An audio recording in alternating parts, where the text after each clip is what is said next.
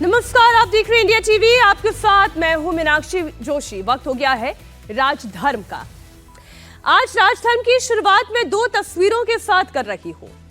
पहली तस्वीर आप देखने जा रहे हैं प्रयागराज की और प्रयागराज में चल रहे महाकुंभ की। इसमें बहती हुई निर्मल गंगा को देखिए, वो गंगा जिसमें अब तक 53 करोड़ लोग आस्था की डुबकी लगा चुके हैं और ये आंकड़ा हर रोज हर घंटे बढ़ता चला जा रहा है। वहीं दूसरी तरफ है दिल्ली में बहने वाली यमुना।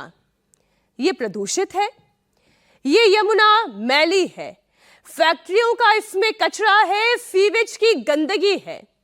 एक तरफ तस्वीर त्रिवेणी की है, इसमें गंगा है, अदृश्य सरस्वती है और वहां भी यमुना बहती है जिसमें लोग स्नान करते हैं, आचमन करते हैं।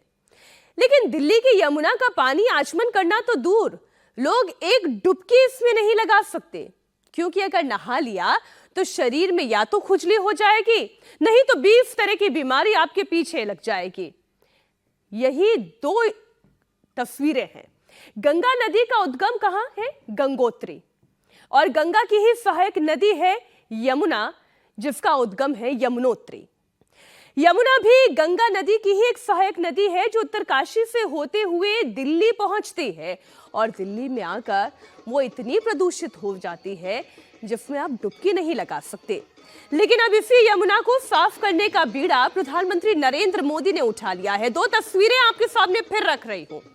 एक तस्वीर जहां गंगा मैया की आरती हो रही है, लोग हाथ जोड़कर करबद्ध नमन करते हुए मां गंगा को पवित्र रखने की कामना कर रहे हैं और गंगा मां से आशीर्वाद प्राप्त कर रहे हैं। तो वहीं दूसरी तरफ तस्वीर यमुना की आरती की है।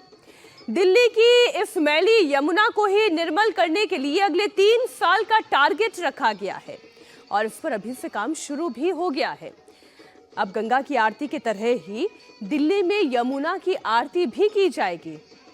दोनों तस्वीरें आप देख रहे हैं।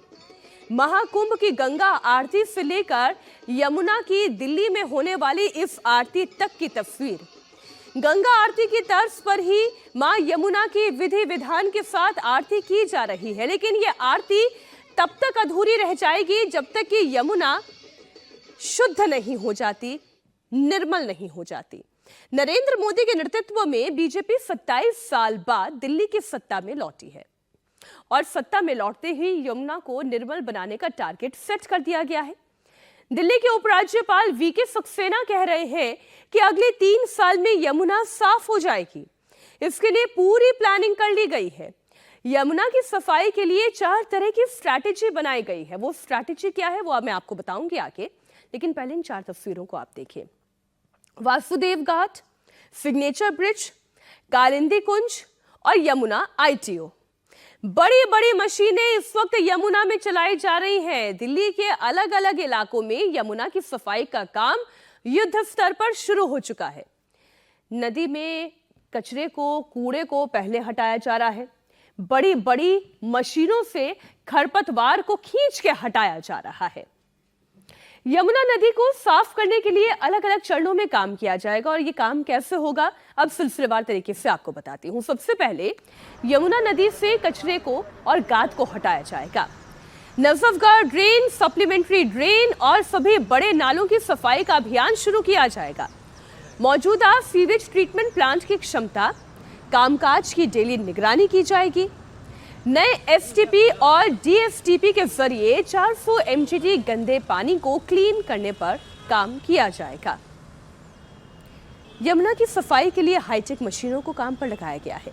इसमें trash skimmer, weed harvester, dredge utility craft मशीनों को यमुना में उतारा गया है।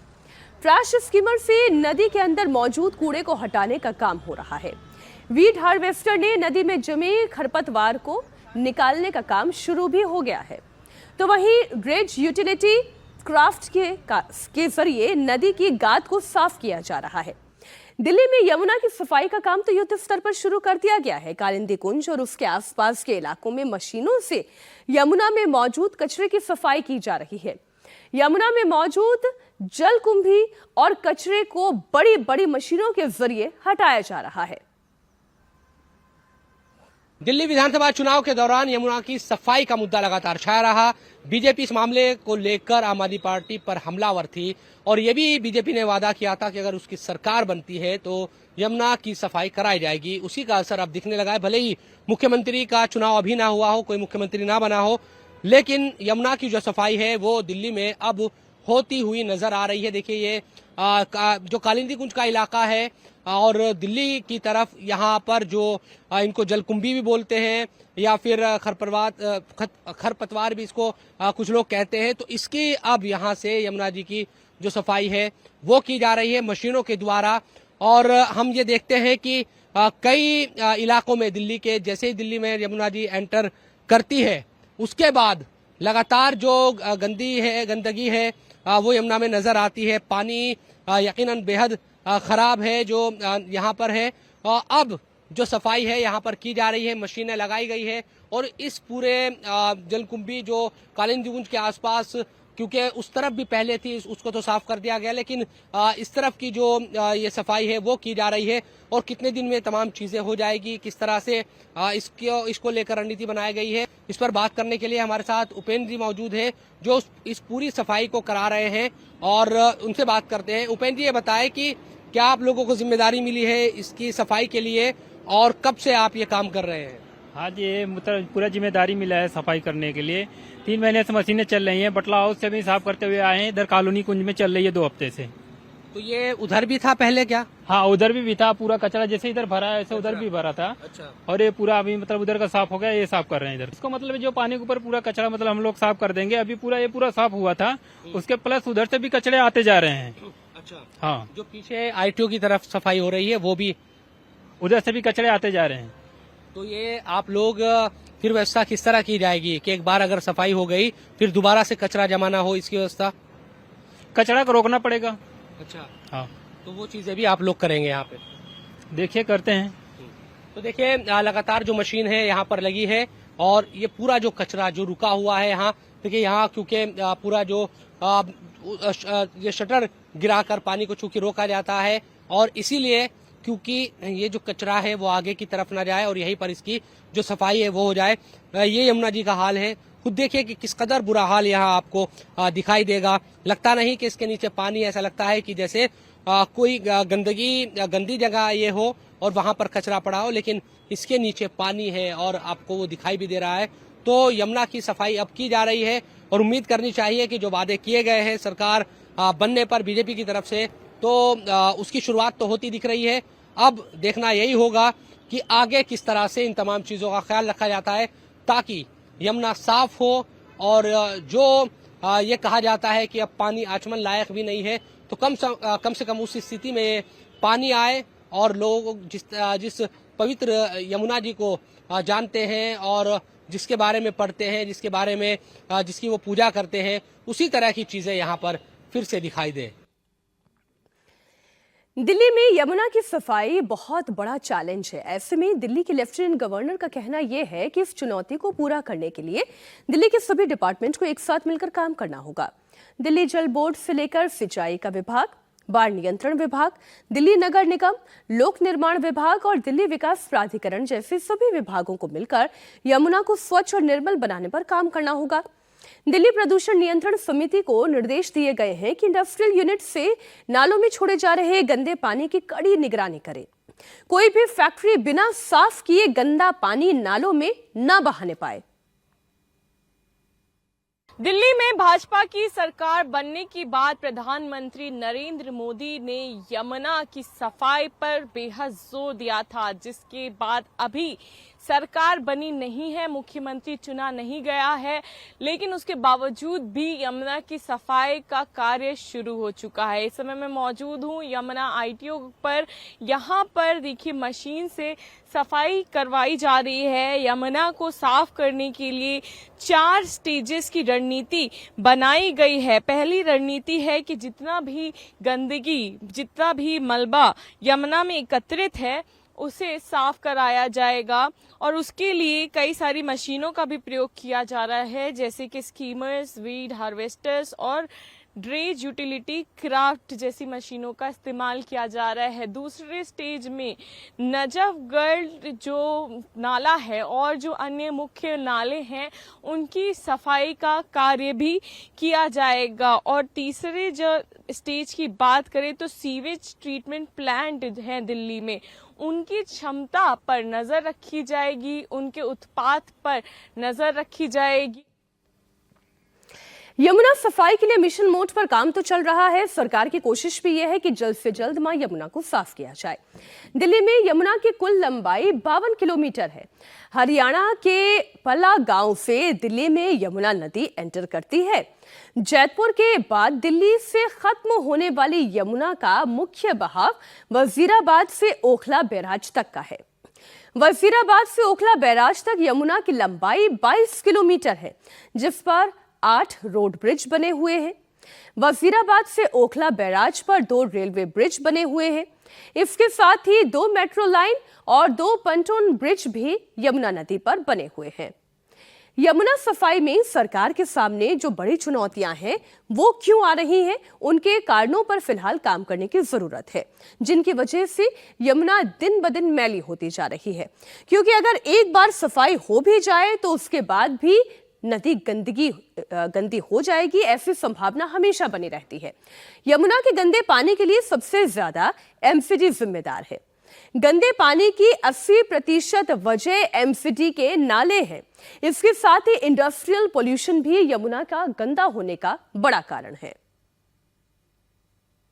दिल्ली में अब यमुना की सफाई की बात हो रही है। हालांकि पिछली कई दहाइयों से भी हम देख रहे हैं कि अलग अलग सरकारें तो आई और सबने वादे किए कि हम यमुना को साफ कर देंगे, लेकिन उस तरह से जमीन पर कोई काम होता नजर नहीं आया। अब बीजेपी की सरकार बनी है और बीजेपी भी ये कह रही है कि वो यमुना को साफ कर देंगे, लेकिन कुछ ऐसे चैलेंजेस, ऐसी चुनौतियां हैं जिनको पार पाना यकीनन जरूरी होगा। और उनमें से एक ये गंदे जो नाले या फिर कहे कि जो यमुना में गिरने वाले नाले हैं, इनसे कैसे पार पाया जाएगा, कैसे जो इनका जो पानी है वो कैसे यमुना में जो पहुंच रहा है इसको ट्रीट किया जाएगा, ये एक बड़ा सवाल है।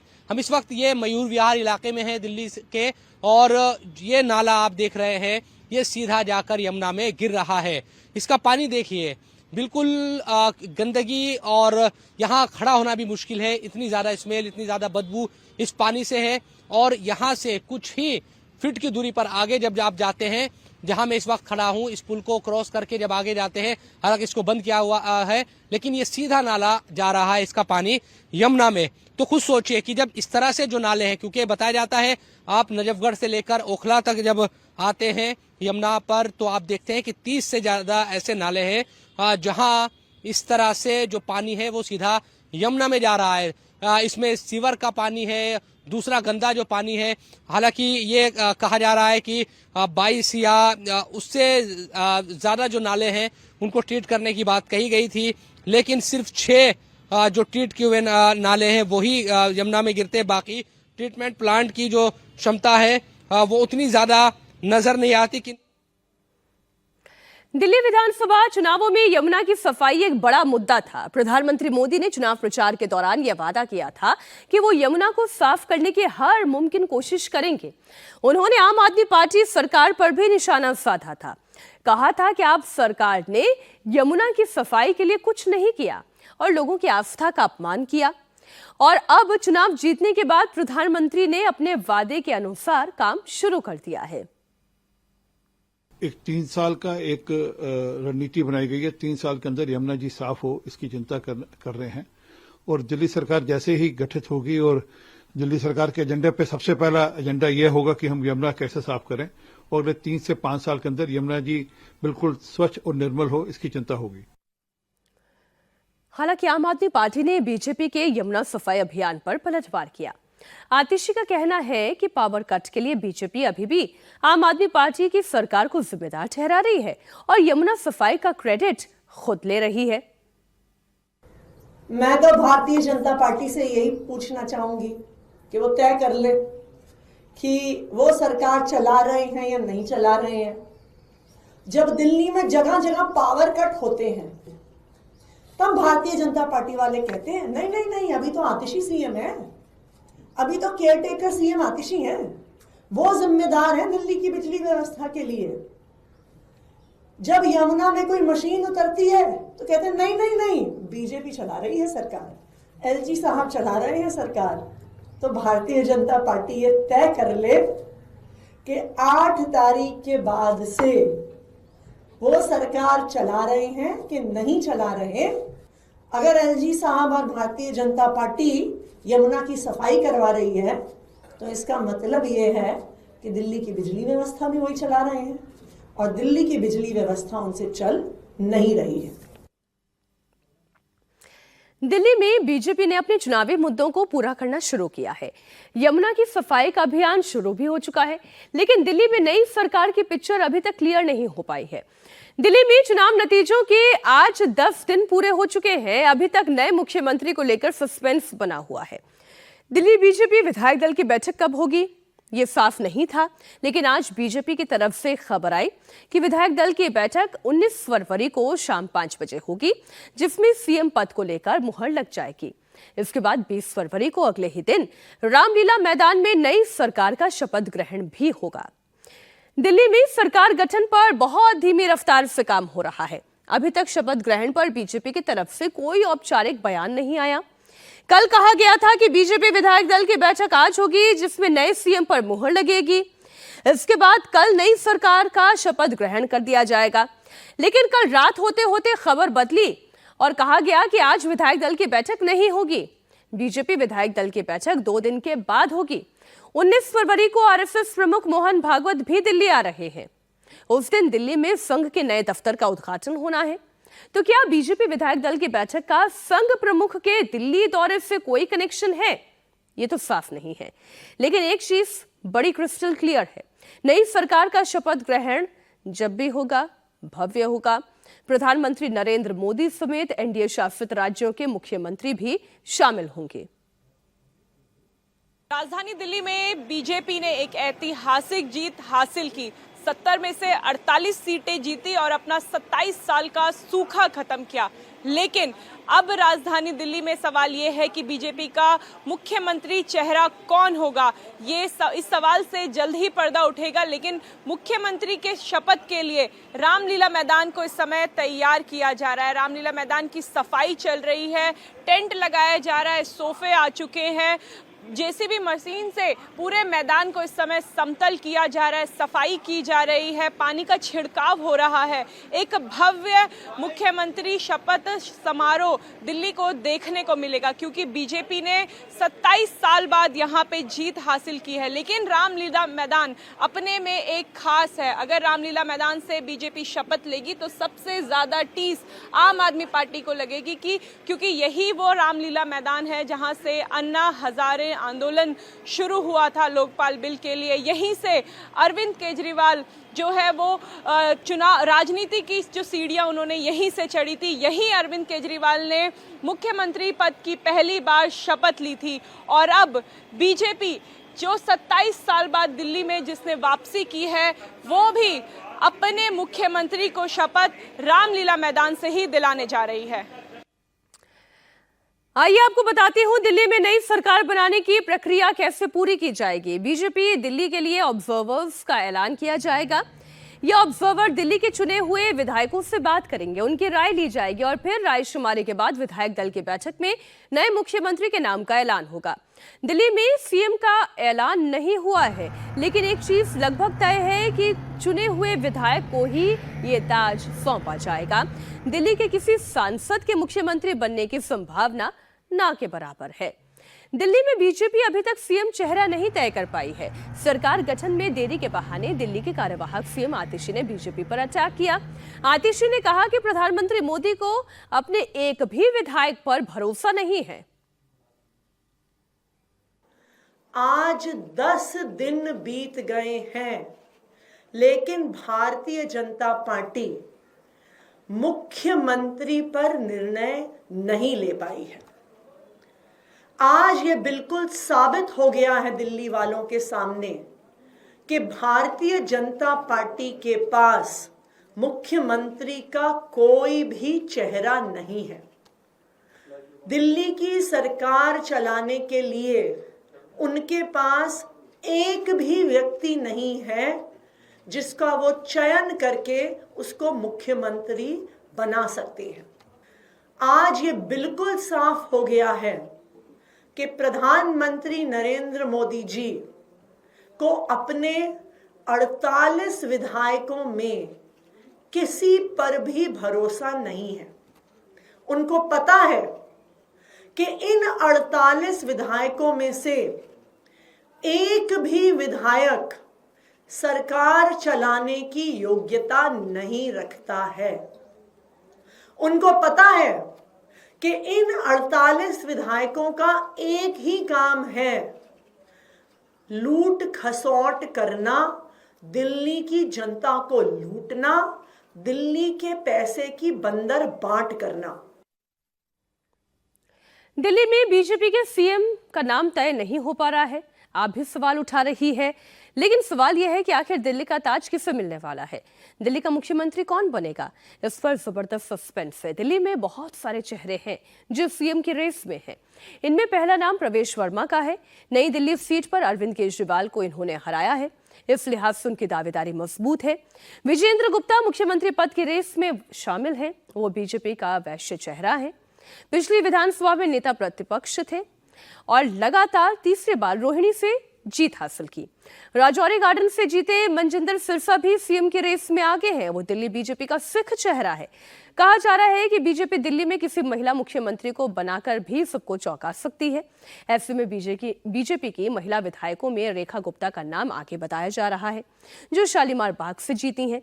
ग्रेटर कैलाश में आम आदमी पार्टी के सौरभ भारद्वाज को हराने वाली शिखा रॉय का भी नाम इस रेस में है। इसके अलावा मुस्लिम बहुल मुस्तफाबाद में बीजेपी को जीत दिलाने वाले मोहन सिंह बिष्ट भी बीजेपी के डार्क हॉर्स साबित हो सकते हैं। मोती बाग से विधायक बने हरीश खुराना, मालवीय नगर से जीते सतीश उपाध्याय भी इस रेस में शामिल हैं। दिल्ली की विश्वासनगर सीट से बीजेपी विधायक ओपी शर्मा ने कहा कि प्रधानमंत्री के विदेश दौरे की वजह से शपथ ग्रहण का इंतजार थोड़ा बढ़ गया, लेकिन आज या कल ऑब्जर्वर्स की नियुक्ति हो जाएगी और बहुत ही जल्द हाईकमान मुख्यमंत्री के नाम पर मुहर लगा देगा। हमारे साथ विश्वासनगर से बीजेपी के विधायक ओपी शर्मा जी हैं।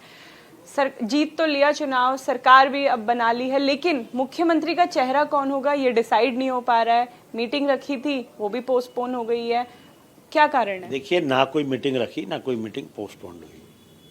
भारतीय जनता पार्टी का कार्य करने का एक तरीका है परंपरागत। मोदी जी बाहर थे, सबसे पहले पर्यवेक्षक की नियुक्ति मोस्ट प्रोबेबली आज या कल हो जाएगी। उसके बाद विधायक दल की बैठक होगी, उसमें नाम तय होगा। वो नाम एक या दो जो भी नाम होंगे वो हाईकमांड पे जाएंगे। हाईकमांड जिसके ऊपर मोहर लगाएगा, आने वाले 4-5 दिन में उसको मुख्यमंत्री का ताज पहना देंगे और सारे जितने भी एमएलए हैं उसके नेतृत्व में दिल्ली के विकास के लिए जो मोदी जी की गारंटी है उसको पूरा करने का पूरा प्रयास करेंगे। लेकिन देरी नहीं हो रही है क्या? क्योंकि 8 फरवरी को तो रिजल्ट आ गया था। अब आतिशी कह रही हैं कि कितना शर्मनाक है। क्या जो 48 एमएलए जीते हैं उनमें से कोई भी एक ऐसा चेहरा नहीं है जिसे मुख्यमंत्री बनाया जा सके? वो लगातार तंज कस रहे हैं कि दिल्ली के काम नहीं हो रहे हैं। देखिए, जिन लोगों को धकिया के लोगों ने कूड़े के ढेर के ऊपर डाल दिया है, मुझे लगता नहीं है कि उनके सवालों का कोई जवाब देना वाजिब है। हमारी एक काम करने की प्रक्रिया है, उस प्रक्रिया के अनुसार भारतीय जनता पार्टी अपना काम कर रही है और ड्यू कोर्स में वो अपना काम करेगी। दिल्ली बीजेपी में सब सही है? मुझे तो लगता नहीं है कोई भी आदमी को कहीं से कोई आवाज़ आ रही हो। मैं तो सुनी नहीं कोई आवाज़। हाँ, केजरीवाल की पार्टी के पास हमारे लोग अगर जाकर कुछ कह रहे हैं तो वो हमको बताए, फोटो बताए कौन उसके पास आया है। तो ये मनगढ़ंत बदतमीजी बकवास करना, ये केजरीवाल की पार्टी की हिस्ट्री रही है। तो नजर दिल्ली पर बनी रहेगी, लेकिन अब एक खबर जो महाकुंभ के लिए यात्री जाना चाहते हैं उनके लिए ये इंपॉर्टेंट है। दिल्ली, यूपी, बिहार, बंगाल से प्रयागराज जाने वाले लोगों की भीड़ इस वक्त बढ़ती जा रही है। श्रद्धालुओं को प्रयागराज तक पहुंचाने के लिए रेलवे ने विशेष तैयारी भी की है। प्रयागराज जाने वाली ट्रेनों की संख्या को बढ़ा दिया गया है। रेलवे स्टेशन पर यात्रियों की सहूलियत के लिए होल्डिंग एरिया भी बनाया गया है। दिल्ली में रेलवे बोर्ड के वॉर रूम से प्रयागराज जाने वाली ट्रेन की मॉनिटरिंग की जा रही है। India TV political editor Devendra Parashar इस वॉर रूम में पहुंचे। ये वॉर रूम कैसे काम कर रहा है, देवेंद्र पराशर ने पूरी रिपोर्ट तैयार की है, आप देखें। इस वक्त हमारे साथ बातचीत करने के लिए मौजूद हैं एग्जीक्यूटिव डायरेक्टर इन्फॉर्मेशन रेलवे, जो कि रेलवे के प्रवक्ता भी हैं, दिलीप कुमार जी। उनसे बात करते हैं कि आखिर किस प्रकार की तैयारियां हैं महाकुंभ को लेकर जो चल रही हैं। सर, क्योंकि नई दिल्ली में इतना बड़ा हादसा हुआ, बहुत सारे सवाल भी खड़े हो रहे हैं रेलवे के लोगों कि आखिर रेलवे कैसी तैयारी कर रहा था जब इतने ज्यादा श्रद्धालु प्रयागराज आ रहे हैं। तैयारी क्या है? प्रयागराज के लिए हम लोग पिछले 3-4 सालों से तैयारी कर रहे थे और वहां पर जो इंफ्रास्ट्रक्चर फैसिलिटी है प्रयागराज में, उसमें काफी वृद्धि की गई है। इस बार प्रयागराज के जितने भी स्टेशन हमारे हैं उन सब में डबल एंट्री और एग्जिट की व्यवस्था की गई और फिर बाद में प्रबंध किया गया कि सभी यात्री एक साइड से स्टेशन के एक ओर से स्टेशन से बाहर जाएं और दूसरे साइड से स्टेशन में प्रवेश करें। यह व्यवस्था पिछले कुंभ के दौरान भी थी, लेकिन सिर्फ 2 स्टेशनों पर ऐसी व्यवस्था थी और इस वर्ष हम लोगों ने सभी 8 स्टेशनों पर कर लिया। बड़ी संख्या में इस वर्ष रोड अंडर ब्रिज और रोड ओवर ब्रिजेस का निर्माण किया गया, जिससे पूरे प्रयाग क्षेत्र में अब एक भी एलसी गेट हमारे नहीं रह गए हैं। सभी जो है पूरा ऑपरेशन जो है वो स्मूथ हो गया है और यही कारण है कि इस वर्ष हम लोगों ने पूरे महाकुंभ के दौरान 13,600 से अधिक गाड़ियों के परिचालन की योजना बनाई और 11,000 से ज्यादा गाड़ियों का परिचालन ऑलरेडी किया जा चुका है। पीछे जो एक वॉर रूम, अभी जिस वॉर रूम में हम लोग हैं, पीछे स्क्रीन देख रहा है, किस तरह की मॉनिटरिंग की जा रही है? पूरे मेला क्षेत्र पर मॉनिटरिंग के लिए हम लोगों ने 1186 कैमरे 1186 कैमरे लगाए हैं, जिसमें 200 से अधिक कैमरे आर्टिफिशियल इंटेलिजेंस से युक्त हैं और करीब 150 कैमरे जो हैं फेस रिकॉग्निशन सिस्टम वाले हैं। तो इनसे जो फीड प्राप्त हो रहा है उस फीड के एनालिसिस जो है हम लोग 4 लेवल्स पर कर रहे हैं। सभी स्टेशन जो हैं कुंभ क्षेत्र के, वहां पर एक मिनी कंट्रोल रूम बनाया गया है, जिससे कि उस स्टेशन से प्राप्त सारे फीड का एनालिसिस किया जाता है। इसी तरह से एक कंट्रोल रूम हमारा डिवीजन लेवल पर, एक जोनल लेवल पर और अभी जहां पर हम लोग हैं यह वार रूम रेलवे बोर्ड का है। यहां से जो हमारे 1186 कैमरे लगे हुए हैं कुंभ क्षेत्र में, उससे प्राप्त फीड की एनालिसिस की जा रही है।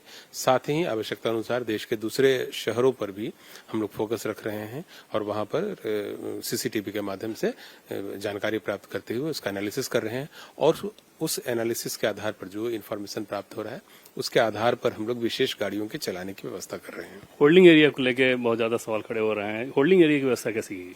प्रयाग क्षेत्र में हमने होल्डिंग एरिया बनाया है और यह होल्डिंग एरिया प्रयाग क्षेत्र के सभी स्टेशनों पर बनाया गया है। इस वर्ष हम लोगों ने कलर कोडेड होल्डिंग एरिया और कलर टिकटिंग की व्यवस्था की है। हमने प्रयागराज स्टेशन पर 4 रंग के होल्डिंग एरिया बनाए हैं और टिकटिंग भी 4 अलग अलग डायरेक्शनों के लिए अलग अलग कलर का हम लोगों ने किया है, ताकि यात्रियों को अपने टिकट के रंग के हिसाब से होल्डिंग एरिया में और फिर फाइनली ट्रेन पकड़ने में सहूलियत मिल सके। और जो होल्डिंग एरिया है उसकी कैपेसिटी भी हम लोगों ने काफी बढ़ाई है। पिछले महाकुंभ के दौरान हमारी होल्डिंग एरिया की कैपेसिटी करीब 20,000 थी, उसको इस साल हम लोगों ने 1.5 लाख से अधिक कर दिया है। यानी कि एट ए टाइम हमारे होल्डिंग एरिया में 1.5 लाख से अधिक लोग रह सकते हैं, वहां पर विश्राम कर सकते हैं, आराम कर सकते हैं और ट्रेन के लिए प्रतीक्षा कर सकते हैं। होल्डिंग एरिया में बेसिक एमिनिटीज जो है उसका भी ख्याल रखा गया है, जैसे शौचालय है और बाकी जो दूसरी सुविधाएं वह प्रोवाइड की गई है। कुछ एनजीओ और सामाजिक संस्थाओं की मदद से बड़ी संख्या में यात्रियों को फूड पैकेट और चाय पानी इन सब का भी वितरण हम लोगों ने होल्डिंग एरिया में करवाया है। तो ये सब अरेंजमेंट्स जो है वो किए गए, जिससे कि यात्रियों के मूवमेंट पर नजर रखने में उनको आसानी से ट्रेन पकड़वाने में हमें मदद मिली है। टिकट का रंग और होल्डिंग एरिया का रंग दोनों एक जैसा? जी, प्रयाग क्षेत्र में हमने व्यवस्था की है कि हर डायरेक्शन के लिए अलग अलग रंग के टिकट जारी किए जाए और जो होल्डिंग एरिया का जो रंग है वह और टिकट का रंग दोनों मैच करें। यहाँ जो मॉनिटरिंग दिख रहा है सामने स्क्रीन, सारी प्रयागराज और जो आसपास के 8-9 स्टेशन हैं उनका फीड यहाँ पे सब आता है। यहाँ पर हम लोगों ने हर 24 आवर्स एनालिसिस किया है, जो इन्फॉर्मेशन हमारे आ रहे हैं और 1186 जो सीसीटीवी कैमरे लगे हुए हैं प्रयागराज क्षेत्र में, उनसे जो फीड प्राप्त हो रहा है उसकी एनालिसिस यहाँ की जा रही है, उसकी मॉनिटरिंग यहाँ पर की जा रही है। और ये जो कैमरे लगे हुए हैं ऐसे नहीं कि सिर्फ प्लेटफॉर्म पर या फुट ओवर ब्रिज पर लगे हुए हैं, बल्कि हम लोगों ने स्टेशन एरिया में, सर्कुलेटिंग एरिया में और जो रास्ते स्टेशन की ओर आते हैं उन सारी जगहों पर भी अपने स्टाफ के साथ साथ सीसीटीवी कैमरों का प्रयोग किया है। यहाँ जो लोग बैठते हैं ये किस तरह के एक्सपर्ट होते हैं? यहाँ पर रेलवे बोर्ड के जो उच्च अधिकारी हैं, जिसमें चेयरमैन रेलवे बोर्ड और मेंबर्स जो है रेलवे बोर्ड के, वो तो रहते ही हैं, साथ ही एडिशनल मेंबर और ईडी तथा ज्वाइंट सेक्रेटरी रैंक के ऑफिसर जो है राउंड द क्लॉक सिचुएशन पर नजर रखने के लिए बैठते हैं और उनकी ड्यूटी लगाई हुई है। बहुत बहुत धन्यवाद हमसे बातचीत करने के लिए। तो ये थे हमारे साथ रेलवे के एग्जीक्यूटिव डायरेक्टर इन्फॉर्मेशन और रेलवे के प्रवक्ता दिलीप कुमार, जो बता रहे थे कि किस प्रकार से वॉर रूम बनाकर देश ही नहीं बल्कि दुनिया भर के जो श्रद्धालु आ रहे हैं प्रयागराज में डुबकी लगाने के लिए, उन्हें रेलवे एक अच्छी व्यवस्था दे सके। रेलवे बोर्ड के वॉर रूम पर रिपोर्ट आपने देखी। रेलवे कैसे इतने पैसेंजर्स की भीड़ को मैनेज कर रहा है, ये भी आपने देखा। महाकुंभ आने जाने वाले श्रद्धालुओं के लिए क्या खास तैयारी है, अब वो भी आपको बता दूं। प्रयागराज के सभी स्टेशन पर डबल एंट्री और एग्जिट बना दिए गए हैं। अब तक 11,000 से ज्यादा ट्रेन चलाई गई हैं। मेला क्षेत्र में 1,186 कैमरे लगाए गए हैं। इनमें आर्टिफिशियल इंटेलिजेंस और फेस रिकॉग्निशन कैमरे भी इंस्टॉल्ड हैं। कैमरे से मिल रही फीड का 4 लेवल पर एनालिसिस किया जा रहा है। कुंभ क्षेत्र के सभी स्टेशन पर मिनी कंट्रोल रूम बनाया गया है। दिल्ली में रेलवे बोर्ड का वॉर रूम एक्टिव है। प्रयागराज स्टेशन पर 4 रंग के होल्डिंग एरिया बनाए गए हैं। टिकट के रंग के हिसाब से होल्डिंग एरिया में एंट्री दी जा रही है। एक होल्डिंग एरिया की कैपेसिटी 1.5 लाख पैसेंजर्स से ज्यादा है।